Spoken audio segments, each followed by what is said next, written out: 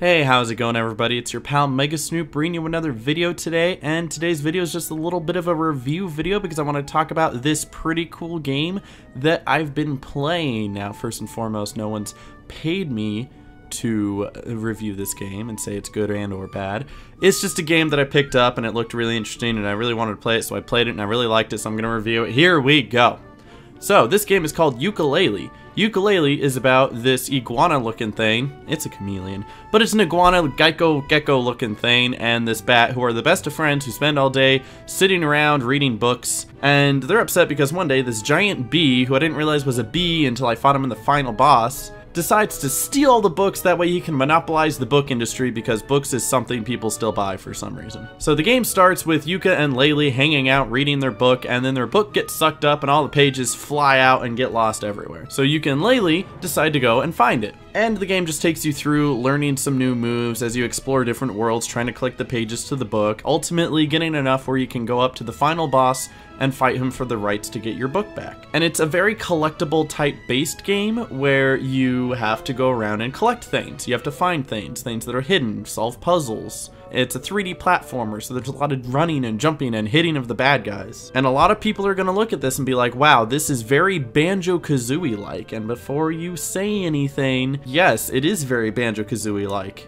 There's an old company called Rareware who made Banjo-Kazooie and Banjo-Tooie and Donkey Kong 64, which were very similar to these collectible type of games, where you have to collect things, move on to the next world, and fight bosses. And Rareware was bought out by Microsoft. Microsoft tried to make another Banjo-Kazooie. It was terrible. So Rareware kind of ran off to England and created their own studio called Platonic Games. And so, yes, technically this is like 90% of the same people who made the original Banjo-Kazooie, which is why it's very similar. This game was intended to be made to give that Banjo-Kazooie type feel, because we haven't had a game like this in like 12 years. So if it feels that way, that's probably because it is that way. But let me talk about some of the aspects of the game that I liked and or didn't like. First of all, it is very open world. It's free range. You can go where you want. You can jump on basically anything and you can do basically anything. And I love it. I love this open world. I love how you have elbow room. It's not just pointing you straight forward where you walk through the level. It's explore, go do things, find secret areas, talk to everybody, and it's pretty cool that way, and I really like that type of thing. What I also have to hand it to is, unlike Banjo-Kazooie, they really tried their best to fill every nook and cranny. In the old Banjo-Kazooie and Donkey Kong 64,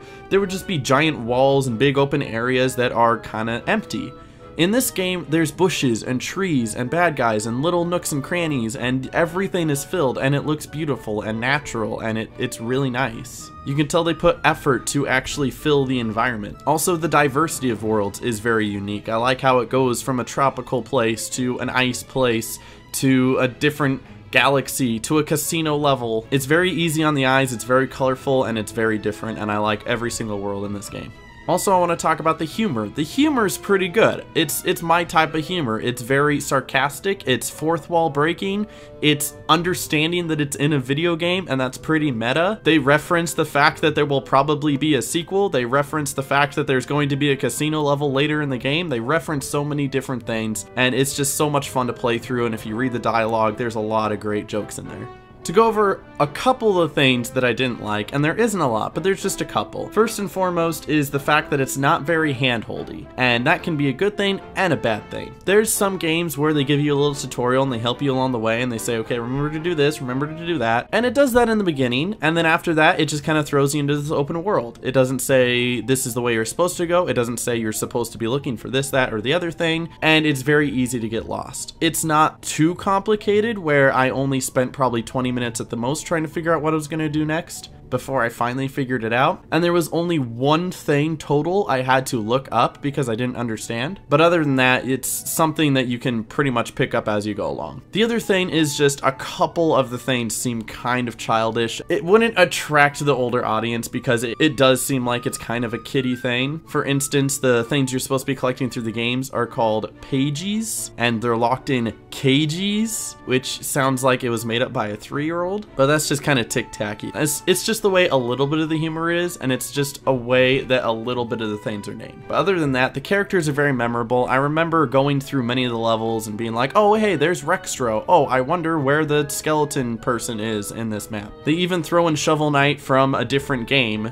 And everyone in my chat was like, oh my gosh, it's Shovel Knight, that's so amazing. What's he doing in this game? Lol lol lol. And they make a joke about how Shovel Knight went on such a grand adventure that he jumped games. And it's great humor and I love it. So overall, I'm personally going to give this game a 9 out of 10. It's worth the $40 that I paid for it. If you're not a big fan of this genre, I'd probably wait until it's down to about $30, but it's easily a $30 game. And depending on the person, they might make the argument that it's worth about $40. But it's not terribly priced. It's not like all the new games coming out that are $60 or whatever. And I can't wait to look forward to new installments of Yooka-Laylee when it comes out in the future. So if you don't mind me, although I did finish the game, I haven't 100% completed it yet, so I'm going to get back and try to find more of them pages and stuff. Thanks for watching the video. Hope you guys enjoyed, and hopefully this helped you decide whether or not it's a game you wanted to get. So thank you guys, and I'll see you guys next time.